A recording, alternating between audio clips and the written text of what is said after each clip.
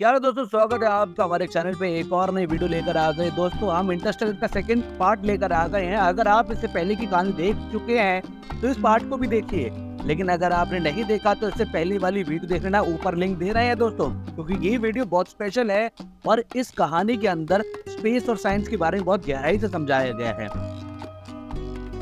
दोस्तों, जिस एस्ट्रोनॉट को स्लीपिंग चेंबर से उठाते हैं ना, उसका नाम मैन होता है और वो बोलता है कि यहाँ पे इंसान रह सकते हैं। वो बताता है कि जिस जगह पे हम हैं वहाँ पे अमोनिया की मात्रा बहुत ज्यादा है, पर ऊंचाई पर वातावरण बिल्कुल नॉर्मल है और वहाँ पे इंसान की बस्ती बसाई जा सकती है। मैन ने इस प्लेनेट पर पहुंचने के बाद अपने रोबोट को बंद कर दिया होता है, जो कि ऑन होना चाहिए। मैन बोलता है ये गलत इन्फॉर्मेशन दे रहा था, इसीलिए मैंने इसे ऑफ कर दिया था और इस रोबोट का काम था कि सही इन्फॉर्मेशन धरती तक पहुँचाना। वहीं दूसरी ओर ये दिखाते हैं कि पृथ्वी पर प्रोफेसर ब्रैंड अब अपनी जिंदगी के आखिरी सांसें ले रहे हैं और वो मरने से पहले मर्फ को बताते हैं कि ग्रेविटी की इक्वेशन कभी पूरी नहीं हो सकती है।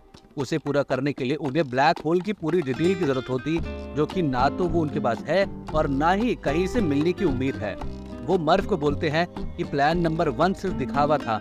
असल में इस प्रोजेक्ट के जरिए सिर्फ प्लान नंबर 2 को पूरा करना था, ताकि इंसान ऐसे प्लेनेट पे पहुंच जाए जहाँ पे जीवन हो और वहां जाके वो जो अपने साथ मानव के भ्रूण लेकर गए हैं, जिसे नए इंसानों को पैदा किया जा सकता है, उसे नए इंसान पैदा करें और मानव जाति को बचा सके।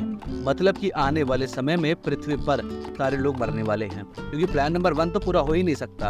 अब मर्फ प्रोफेसर ब्रैन की बेटे को वीडियो रिकॉर्ड करके भेजती है और बोलती है कि प्रोफेसर ब्रैन अब इस दुनिया में नहीं रह गए, और वो सारी बातें बताती है जो प्रोफेसर ब्रैन ने मरने से पहले मर्फ को बताई होती है। वो बोलते हैं कि इस धोखे के बारे में मेरे बाप को पता था। वो बोलते हैं कि आपको पता था, और इस मैसेज को कूपर भी देख लेता है, मगर इस बारे में प्रोफेसर ब्रैन की बेटी को भी कुछ नहीं पता होता।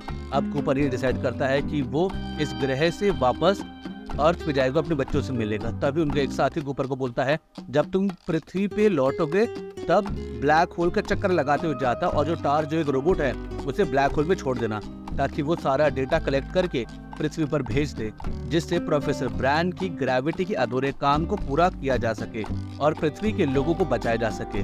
अब इस प्लेनेट पे कूपर को ये पता लगता है कि मैन जो कि इस प्लेनेट पे था, उसने सबको धोखा दिया है। उसने इस प्लेनेट के किसी भी हिस्से में इंसान नहीं रह सकते ये बताया ही नहीं। वो गलत डेटा भेजता और रोबोट को ऑफ कर देता है, ताकि वो सही डेटा ना भेज सके पृथ्वी तक। और अगर सही डेटा पृथ्वी पे चला जाता तो यहाँ पे कोई भी नहीं आता और वो यहाँ से कभी नहीं निकल पाता, और इसीलिए मैन गलत डेटा भेजता है। मैन कूपर को मारने की कोशिश भी करता है। दरअसल उसका प्लान होता है कि वो इन सब को मार दे और अकेला पृथ्वी पर जाए, ताकि वहां जाके वो कोई भी झूठी कहानी बना दे और उसे झूठा साबित करने के लिए उसे कोई भी ना हो। लेकिन प्रोफेसर ब्रैन की बेटी एमिली कूपर को बचा लेती है, लेकिन वो अपने एक साथी को मार देता है। अब मैन अपने फ्लाइंग ऑब्जेक्ट में एंड्योरेंस की ओर जाता है, जो कि उनका स्पेसशिप है, और वो अंतरिक्ष में ताकि वो उसके जरिए पृथ्वी पर पहुंच सके। लेकिन जब वो फ्लाइंग ऑब्जेक्ट उससे कनेक्ट करने की कोशिश कर रहा होता है, तभी एक जोरदार ब्लास्ट होता है और उस ब्लास्ट में उसकी मृत्यु हो जाती है।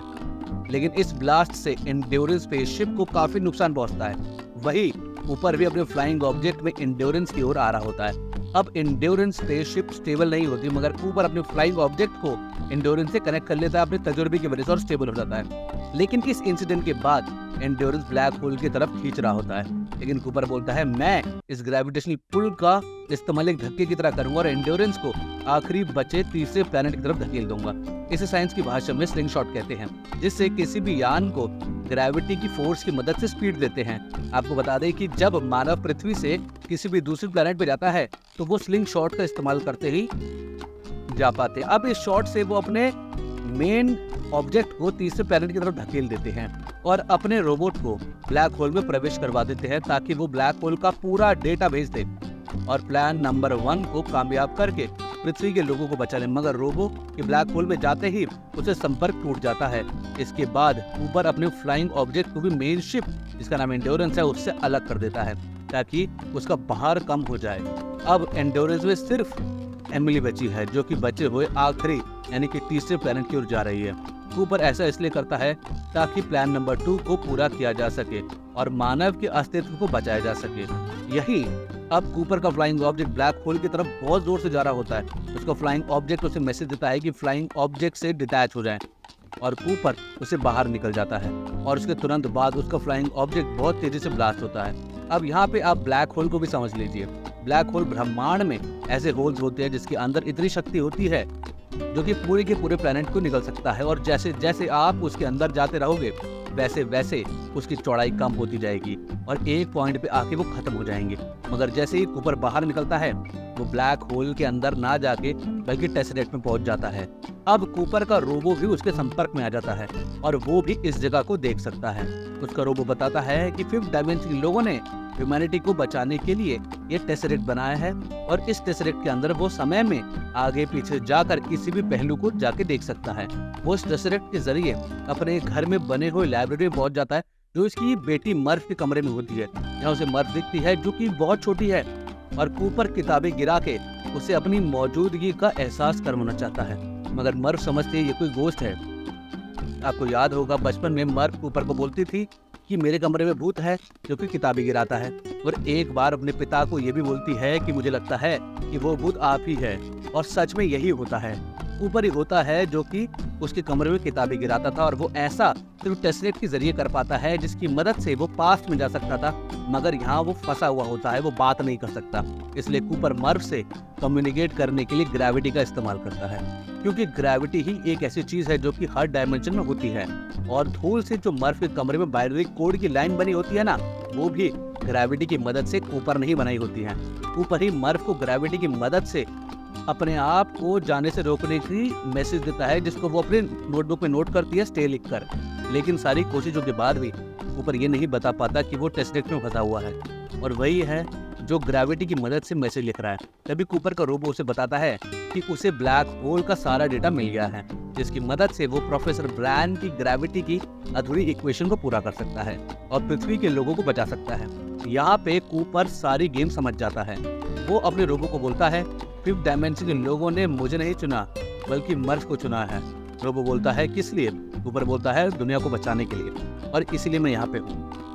अब आप टेसरेक्ट को ऐसे समझ सकते हैं कि ये एक ऐसी जगह है जहाँ पे समय में आगे और पीछे जा सकते हैं, देख सकते हैं, और 5th डायमेंशन के लोगों ने बनाया है, यानी कि एडवांस लोगों ने बनाया है। और इसे क्यों बनाया है?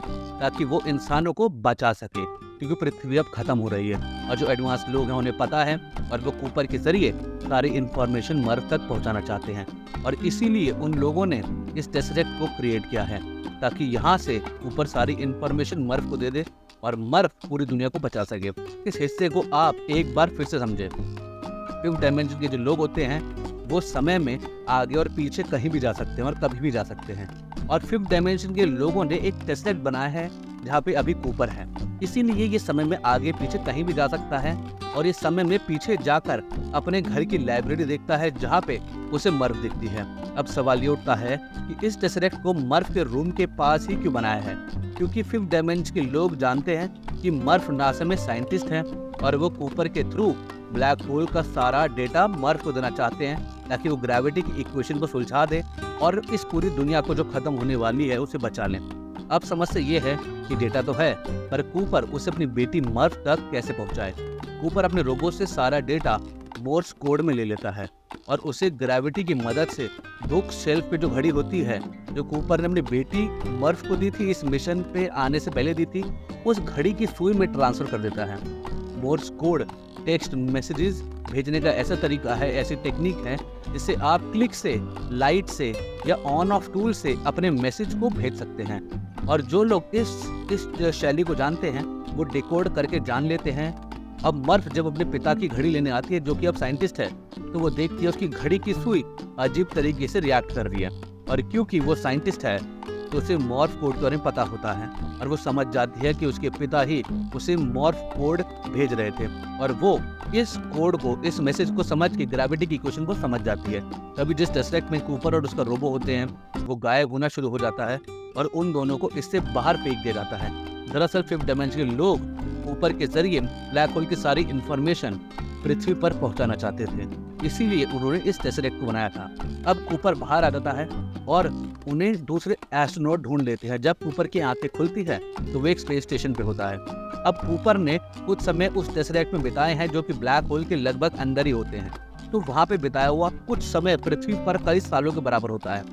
कूपर की आंख खुलने के बाद जब वो स्पेस स्टेशन को देखता है तो वो देखता है यार उसका नाम कूपर स्टेशन है, पर ये उनके नाम पर नहीं बल्कि उनकी बेटी मर्फ कूपर के नाम पे होता है। जब कूपर अपनी बेटी से मिलता है तो वो देखता है बहुत बूढ़ी हो चुकी है और कूपर की उम्र लगभग 3 साल ही बड़ी हुई है, लेकिन अब वो पृथ्वी पे होता तो आज उनकी उम्र 125 साल की होती। कूपर बोलता है मैं ही तुम्हारा भूत था। बेटी बोलती है मैं जानती हूँ। मर्फ बोलती है किसी भी माँ बाप को अपने बच्चों को मरते हुए नहीं देखना चाहिए, क्योंकि अब मर्फ बहुत बूढ़ी हो चुकी है और वो अपनी ज़िंदगी की आखिरी सांसें ले रही है। वो बोलती है तुम जाओ, यहाँ पे मेरे लिए मेरा परिवार है, मेरे बच्चे हैं। ऊपर बोलता है कहाँ जाऊँ? वो बोलती है एमिली ब्रांड के पास, जो आखिरी प्लैनेट और अंत में ये दिखाते हैं वो अकेली उस ग्रह पे है और वो अपना हेलमेट निकाल देती है। इसका मतलब है कि वहाँ का वातावरण इंसानों के लिए पर्याप्त है और एमिली भी कूपर की तरह जवान होती है। अब कूपर अपनी फ्लाइंग ऑब्जेक्ट में अपने लोगों के साथ एमिली की ग्रह की तरफ निकल जाता है और फिल्म यहीं पे खत्म हो जाती है। इस मूवी के एंड से ये पता लगता है दोस्तों कि इसका सेकंड पार्ट जरूर बनेगा।